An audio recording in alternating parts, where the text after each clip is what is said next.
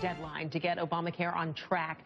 They've got 28 days to meet the November 30th target to fix all the problems that people have been facing to sign up for health care. But what does this say about the leadership at the White House and the president's legacy? Marc Lamont Hill is a CNN political analyst and professor at Columbia University. He's in New York. Good to see you.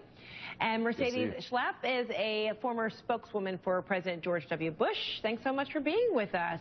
Thank you for having us. Okay, so the president says he's responsible for getting the website working efficiently. That, as we now learn, only 6 people enrolled on the first day. I wonder, Mercedes, do you think the president knew that before he said he'll get it done?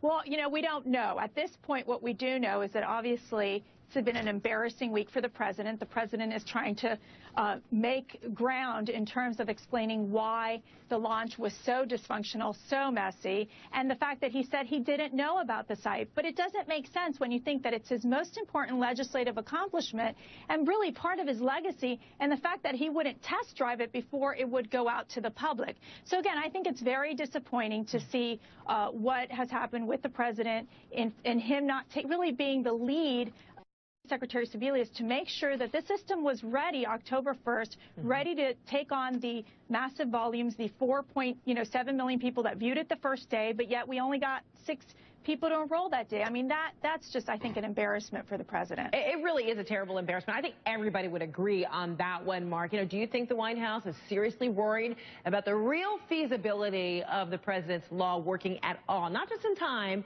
for these deadlines, but just period. No, absolutely. First of all, everyone concedes that this is an extraordinary embarrassment. I don't concede that the president knew. He's not the webmaster-in-chief. There are people under him whose job it is to make this work. The buck stops with him, but I doubt that he knew it and still moved forward at the same pace and speed.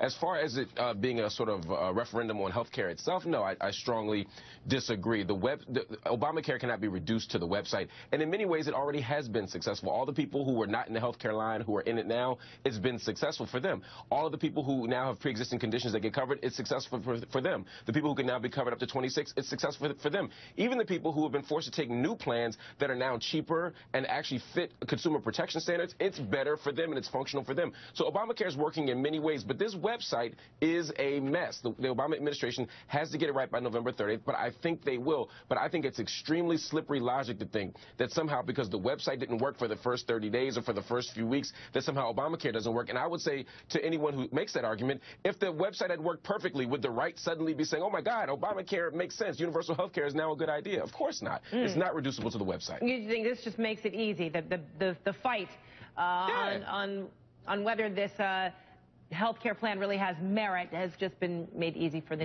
naysayers? Low-hanging fruit. All right, so let's talk about legacy then. The president's legacy is defined in large part, likely, by this health care effort, and that's whether it's effective or not. So, Mercedes, is this White House, in your view, in trouble? Yeah, absolutely. I mean, just this week he made the oversimplified statement, trying to defend his oversimplified statement that if you like your health care, you can keep it. Well, in fact, 10 million people are likely to lose their health care, the ones that they picked. And he called it, quote unquote, substandard plans. Well, for many of these people who did the research, they really thought that this was the best plan for their families.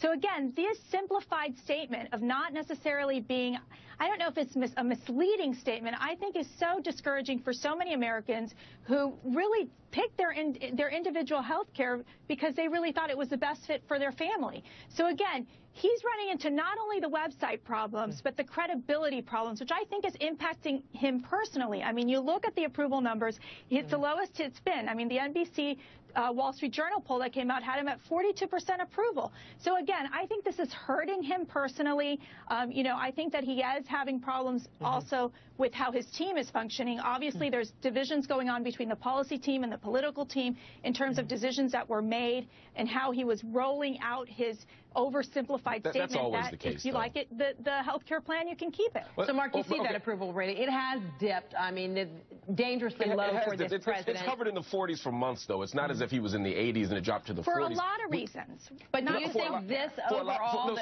especially this, website, healthcare, debacle startup, I mean, that this is indeed impacting his legacy overall, Mark?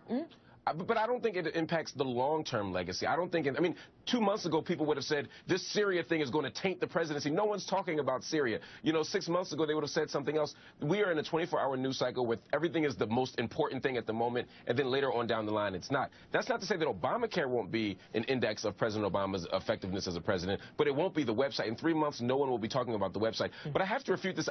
Somehow President Obama was dishonest when he said, if you want your policy, you can keep it. Under the grandfather clause, people can keep the policies that they have. The people who can't keep policies are getting policies that are often cheaper and better. And people say, well, I want to make my individual choice. Yes, but there is something in this country called consumer protection. There are certain standards that we don't allow people to have, whether it's food, whether it's fuel efficiency, whether it's energy, whether it's housing. There are certain standards as a country that we don't allow people to live under. And in this case, many people had policies where they're paying $150 a month, but they had $5,000 deductibles, and they can only see a doctor once or twice a year. Now they're paying. But it's their choice. And again, we're leading to higher premiums, and the fact that these policies are being canceled, and people really believed the president when they said, you can keep your health care plan, which is obviously not the case. All right, we'll leave it there. I'm Marc Lamont Hill, Mercedes Schlapp.